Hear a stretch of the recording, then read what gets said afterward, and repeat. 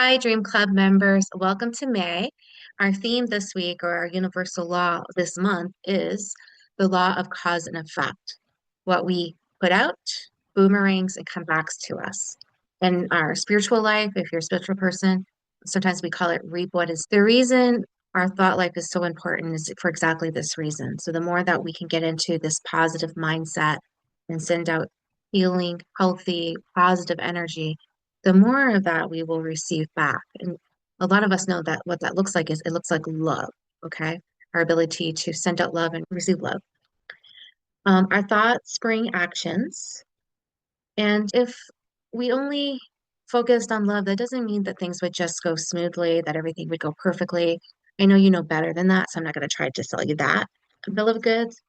But the more that we can see the positive pieces in whatever trials that we're going through, and if we spend time focusing on those and having gratitude on those, you will see that will just start to blossom and grow with you. There's a lot of research in the practice of of gratitude and being more positive.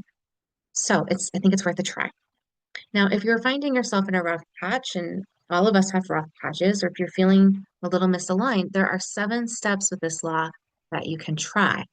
And what I really like about this, it's a little bit more concrete, is like this is something you could do every day. So if you were like in a depressive episode or had a hard time, something hard happen, this is a way to kind of reframe your thoughts within a 1 day time period. So the first thing that you would do is just simply stop and be present and ask yourself this question.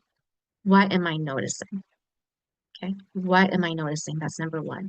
Number two, try not to judge what you're noticing. Now, that's a little easier said than done, right? A lot of us are very analytical. We try to troubleshoot. Try not to judge what you're noticing. And the reason is it's actually quicker to heal from that if we don't get too in the weeds of why did this happen? What's so wrong with me that this happened? Why did this person do that? Just notice, right? Try not to judge, notice. This is working on this particular law. The third thing is, or the third steps are when you're just noticing, ask yourself, what thoughts have I been experiencing, like during this crisis or this rough day or rough patch? What thoughts have I been experiencing? So I want you to ask yourself that, but I actually think it would be more powerful to even journal some of these things out. What thoughts have I been expressing or thinking during this rough patch? Because 9 times out of 10, I doubt that they're very positive or uplifting. So this is just a way to look at how to uplift, right? And then after that, like step 4 is ask.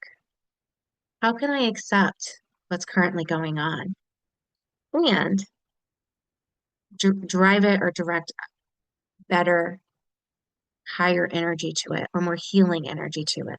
So I'm going to repeat that. How can I accept what is going on and start looking at how I can place more healthier healing energy into it? So again, I recommend journaling that. Number 5, this one really I think is helpful.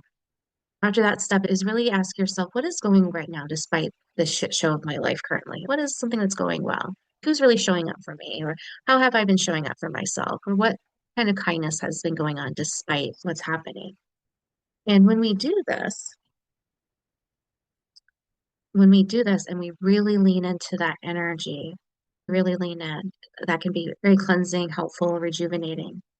And then number 6 is think about your part in that, what's going well. What are you specifically responsible for that you're making a difference about? Have you said something? Have you done something? What is your behavior? Look, have you shown some kindness to someone?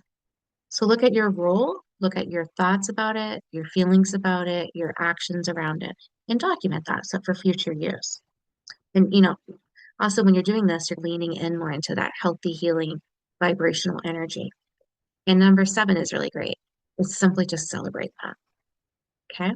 So again, the law of cause and effect, the more healthy we can think and send out those healing vibrations, the more it will boomerang back to us.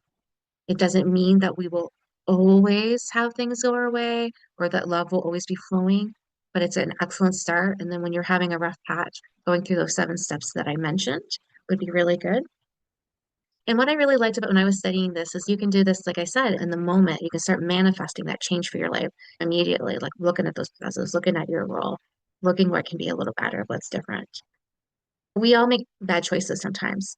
And doing this after a bad choice, it doesn't necessarily mean we won't have ramifications or consequences. But what it will mean is that we'll get back on track sooner. We'll get back on track on making better decisions. And I do have a story I wanted to share. And this is going to like rewording your story for your healing.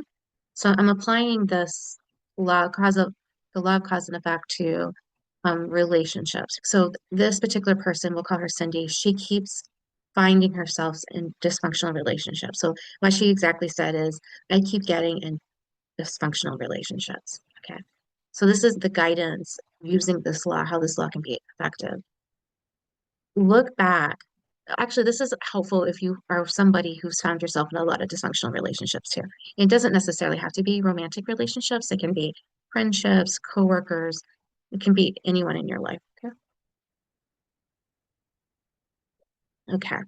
So what this exercise is recommending is you first look at, is this the first time this has happened?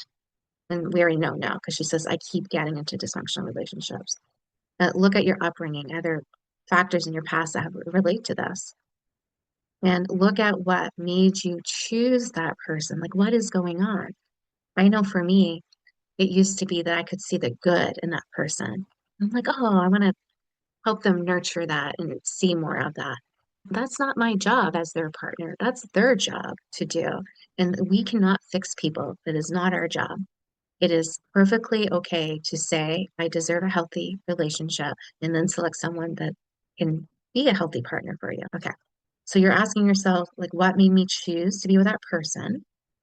And then now, have you changed? Have you changed? The law of cause and effect. And changing means asking yourself things like, do you love yourself more now and really and realize you deserve better in life? So this is how we move forward, right? I used to say kissed a lot of frogs. I intuitively, subconsciously, between being a therapist, doing this work, doing lots of marriage sessions, my own trials and errors, I learned like I can do something about this and stop dating people that are dysfunctional for me. So again, I deserve better now and am now walking towards a new joyful life. So that's the takeaway is that you can do this. You can choose to change the way you think, which will change your behavior.